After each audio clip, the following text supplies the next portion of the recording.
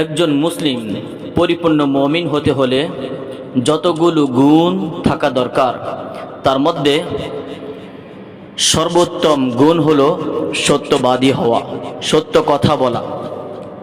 কারণ সত্য কথা এবং সত্যবাদী হওয়া এটা যেমনিভাবে ইবাদত, তেমনিভাবে উত্তম আখলাকের পরিচয়ও।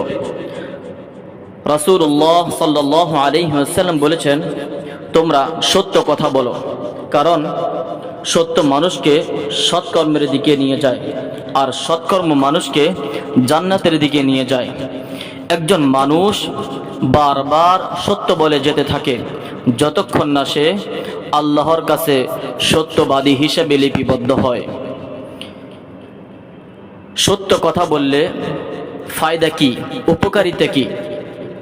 যে ব্যক্তি সদা সর্বদা সত্য কথা বলে, আল্লাহ রাব্বুল আলামিন তার মুখে বরকত ঢেলে দেন।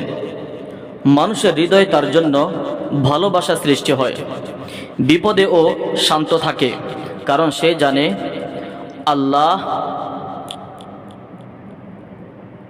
আল্লাহ তাআলার কাছে সত্য মহামূল্যবান জিনিস।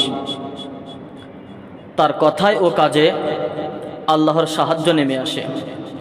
তাই তো আল্লাহ রাব্বুল আলামিন পবিত্র কোরআনে বলেন, হে মুমিনগণ, তোমরা আল্লাহকে ভয় করো এবং সত্যবাদীদের সঙ্গ গ্রহণ করো।